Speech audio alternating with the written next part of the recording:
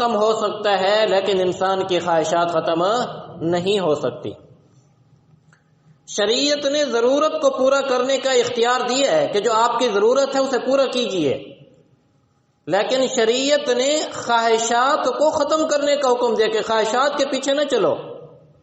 اس لیے کہ خواہشات کے پیچھے چلو گے تو تم تو ختم ہو سکتے ہو، خواہشات ختم نہیں ہو سکتی ہیں۔ اسی لیے نبی علیہ الصلوۃ والسلام نے ارشاد فرمایا کہ ابن آدم کے پیٹ کو قبر کی مٹی کے سوا اور کوئی چیز نہیں بھر سکتی، اگر اسے ایک وادی سونے کی مل جائے تو یہ تمنا کرے گا کہ ایک اور وادی بھی میرے لیے سونے کی بنا دی جائے۔ دیکھیے آج چھوٹے سے لے کر بڑے تک، امیر سے لے کر غریب تک، جھونپڑی میں رہنے والے سے لے کر محل میں رہنے والے تک، کچے مکانوں میں رہنے والوں سے لے کر بڑی بڑی کوٹھیوں میں رہنے والے تک، ہر آدمی اسی فکر میں مبتلا ہے کہ میرا کھانا اچھا ہو، میرا پینا اچھا ہو، میرا رہن سہن اچھا ہو، میرا لباس اچھا ہو، میرا مکان اچھا ہو، میری کوٹھی اچھی ہو، یہ بن جائے، وہ بن جائے، فلاں بن جائے۔ اور اسی چکر میں آج ہم نے حلال اور حرام کی تمیز کو ختم کر لیا ہے، جس کی وجہ سے آج ہم بہت پریشان ہیں۔ یاد رکھیے کہ سکون اور اطمینان انسان کو قناعت میں ملتا ہے، اور قناعت کس کو کہتے ہیں؟ قناعت اسی کو کہتے ہیں کہ جتنی آپ کی آمدنی ہے اسی کے اندر اپنی ضروریات کو پورا کر لینا، جتنی آمدنی ہے اتنا ہی اپنا خرچ کرنا، اپنی آمدنی سے بڑھ کر خرچ کرنا، یہ قناعت کے کیا ہے؟ خلاف ہے۔ تو اب ان بزرگوں کا حسن انتظام دیکھیے کہ کس قدر ان کے اندر حسن انتظام ہے کہ 4 آنے ہیں، اور ان 4 آنوں کو کس طرح تقسیم کیا ہوا ہے کہ ایک آنا اپنی ضرورت کے لیے رکھا، ایک آنا غرباء، فقراء اور مساکین کے اوپر خرچ کیا،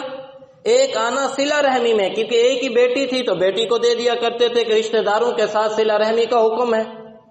اور ایک آنا علماء، نیک لوگوں اور بزرگوں کی دعوت کے لیے رکھا ہے۔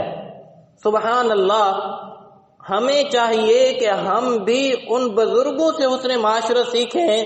آج ہمارے پاس لاکھوں روپے ہونے کے باوجود ہم نہ اپنے رشتہ داروں پر خرچ کرنے کی صلاحیت رکھتے ہیں، نہ غرباء اور فقراء کو دینے کی صلاحیت رکھتے ہیں، نہ نیک لوگوں اور علماء کی خدمت اور ان کی دعوت کرنے کا اہتمام کرتے ہیں۔ الٹا غم یہ ہے کہ لاکھوں روپے ہونے کے باوجود بھی ہمیں فکر یہ ہوتی ہے کہ ہماری ضروریات پوری نہیں ہو رہی، ہمارے خرچے پورے نہیں ہو رہے۔ تو اس کا مطلب یہ ہوا کہ آج لاکھوں روپے ہونے کے باوجود بھی ہماری آمدنی اور ہمارے ذرائع کے اندر برکت نہیں رہی، وگرنہ پیسوں کی کمی نہیں ہے۔ یقین جانیے، واللہ کہہ رہا ہوں کہ آج سے پہلے اگر آپ 30-35 سال پیچھے چلے جائیں، ہمارے بزرگ تشریف فرما ہیں، اتنا پیسہ نہیں ہوتا تھا جتنا آج پیسہ ہے۔ کیا ہمارے بچے جس قدر آج خرچ کرتے ہیں اس سے پہلے ہمارے بچوں کو اتنے پیسے ملتے تھے؟ ہم ایک ساتھی فیصل آباد میں، میں پچھلے جمعۃ المبارک میں گیا تو ساتھی ہم بیٹھے ہوئے تھے، مجھے وہاں کے استاد بتانے لگے کہ ایک بچے کی طرف اشارہ کر کے کہا کہ یہ بچہ ہفتے میں 10,000 روپے خرچ کرتا ہے، اور اپنے ابو سے کہتا ہے کہ مجھے 10-20 ہزار چاہیے، تو باپ اس کا ڈبل کر کے بھیج دیتا ہے، 10-20 کو ملا کر 30,000 بھیج دیتا ہے، اور یہ بچہ ہے کھا جاتا ہے، اڑا جاتا ہے۔ تو فرمانے لگے کہ میں نے ان کے والد کو فون کیا اور میں نے کہا کہ دیکھیں، انسان کے حالات ہر وقت ایک طرح کے نہیں ہوتے ہیں، بچے کو ایسا نہ بنائیں کہ یہ ایسا عادی بن جائے کہ پھر پیسہ نہ ہو تو پھر کہیں غلط کاموں میں نہ پڑ جائے، الٹ چیزوں میں نہ لگ جائے۔ اس لیے احتیاط کے ساتھ دیں بھی صحیح اور احتیاط کے ساتھ خرچ کرنے کی ترغیب بھی دیں۔